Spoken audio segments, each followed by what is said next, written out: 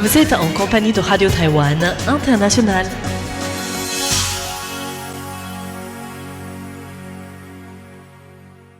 Bonjour à toutes et à tous, soyez les bienvenus en compagnie du service français de Radio Taïwan International. C'est François-Xavier Boulet pour vous accueillir et vous présenter le programme de ce mardi 13 janvier.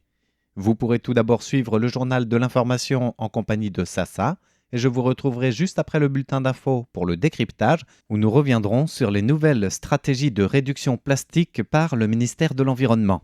Et dans la partie thématique du programme de ce mardi, nous vous proposons de retrouver Lisa Dufaux pour son émission Revue Asie-Pacifique, où elle abordera l'actualité de la semaine en Chine, en Corée du Sud, au Cambodge ou encore aux Philippines. Et en fin de programme, sur notre site internet, Clément Tricot vous attendra pour son émission La ville en pratique, dans laquelle il vous conduira jusqu'à Kaohsiung, la ville portuaire du sud de Taïwan, pour y découvrir les nouveaux projets d'infrastructure. Bonne écoute à toutes et à tous, voici tout de suite l'actualité taïwanaise de ce mardi 13 janvier, à découvrir dans le journal de l'information, présenté tout de suite par Sassa, et dont voici les principaux titres.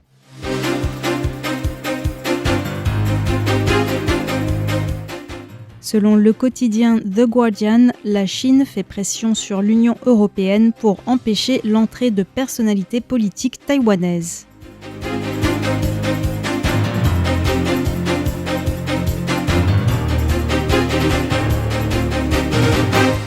Taïwan et les États-Unis parviennent à un consensus global sur la réduction des droits de douane.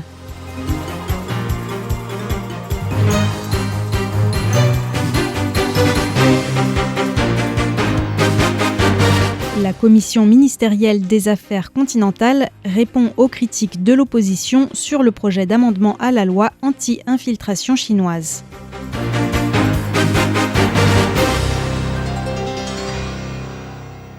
La Chine ferait pression sur l'Union européenne pour empêcher l'entrée de personnalités politiques, selon le magazine britannique The Guardian.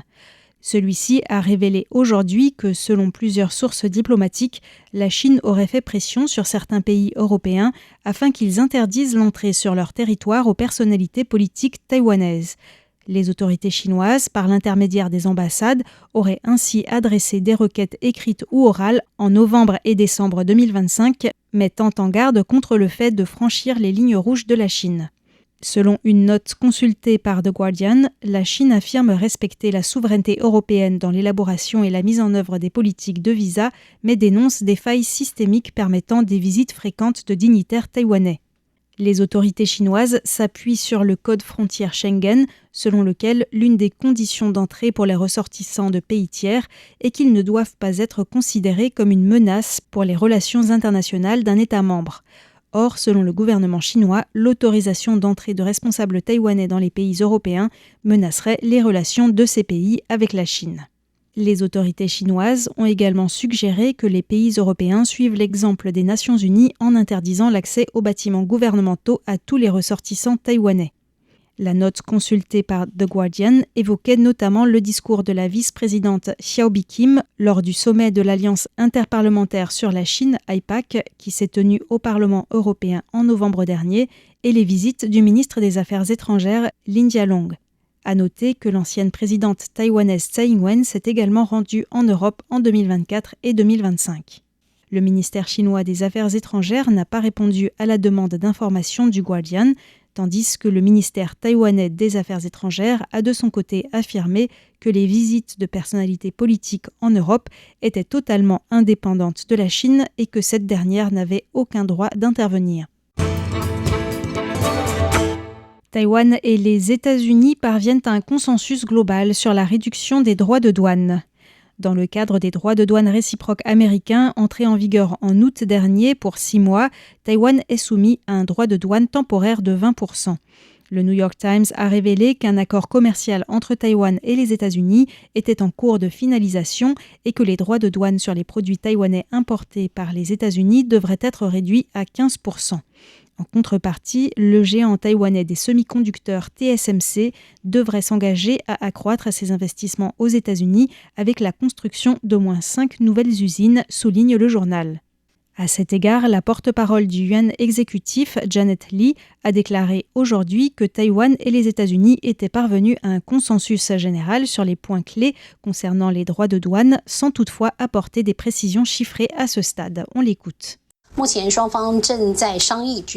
Actuellement, les deux parties discutent du calendrier d'une réunion de clôture.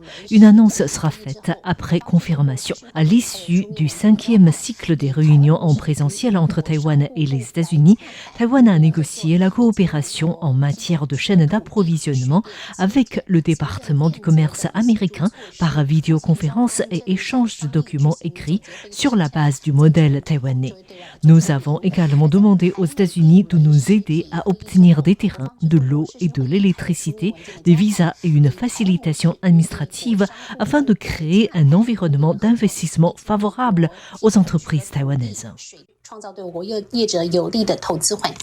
Le gouvernement expliquera en détail le moment venu le contenu des négociations et de l'accord au grand public et soumettra le texte intégral de l'accord ainsi que son analyse d'impact au yuan législatif pour examen, conformément à la loi, a souligné Janet Lee.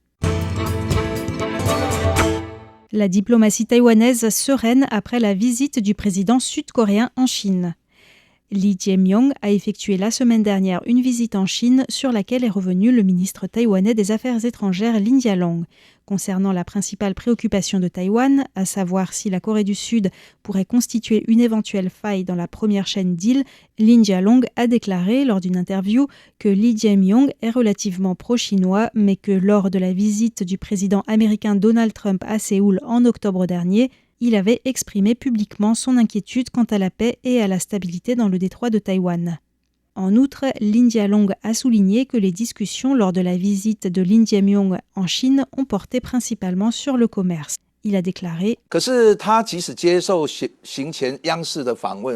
Bien qu'il ait évoqué le soi-disant respect de la Chine unique dans une interview à la télévision centrale chinoise avant son voyage, il n'a pas mentionné Taïwan. Par la suite, aucune déclaration conjointe n'a été conclue avec la Chine. Et le communiqué de presse ne faisait mention ni de la Chine unique, ni de l'opposition à l'indépendance de Taïwan. Cela signifie donc que la motivation de Lee Jae-myung était d'obtenir des avantages commerciaux de la Chine.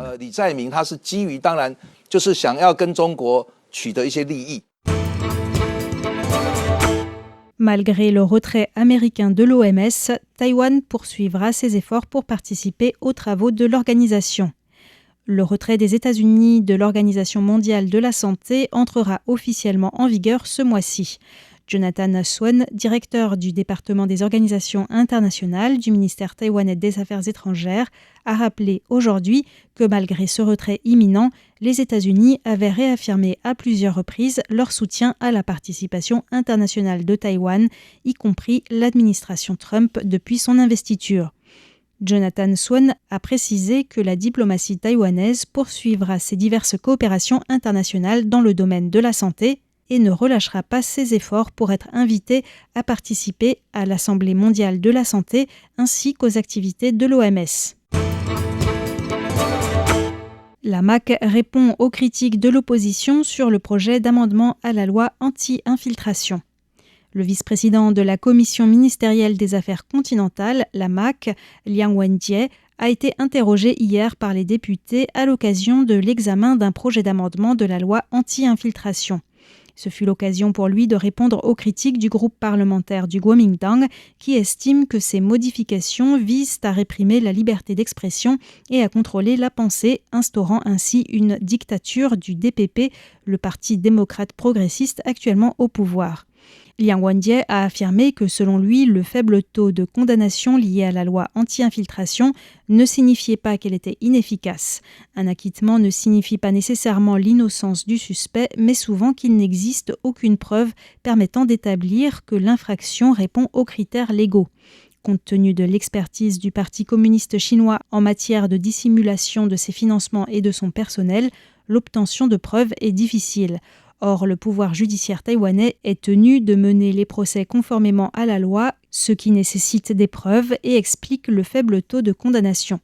Liang Wenjie a ainsi réfuté les accusations du Kuomintang selon lesquelles vous êtes coupable si le DPP vous déclare coupable. Il a précisé que plusieurs points pouvaient être améliorés, comme le propose le projet d'amendement gouvernemental. Par exemple, les sanctions déjà prévues pourraient être alourdies et pourraient s'étendre au-delà des activités politiques et électorales, en tenant également compte des formes d'infiltration qui consistent à répandre des rumeurs ou à troubler l'ordre public. Taïwan va recruter 3000 pompiers supplémentaires ces prochaines années. Le président Lai Ching-te a reçu aujourd'hui les lauréats du prix Phoenix afin de témoigner sa reconnaissance envers les pompiers qui se consacrent au secours en cas de catastrophe. À cette occasion, il a déclaré que le gouvernement avait approuvé divers projets à moyen terme pour soutenir ce secteur pour un montant de plus de 28 milliards de dollars taïwanais, 772 millions d'euros.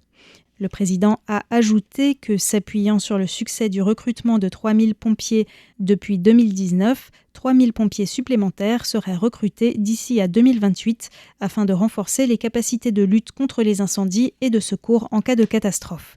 Cette annonce intervient alors qu'un incendie de forêt à Tsaoling dans le comté de Yunlin vient de ravager plus de 5 hectares en 6 heures. C'était le journal de l'actualité du mardi 13 janvier 2026 qui était présenté par Sasa. Merci beaucoup de l'avoir suivi. Je vous laisse en compagnie de la suite de notre programme sur Radio Taïwan International.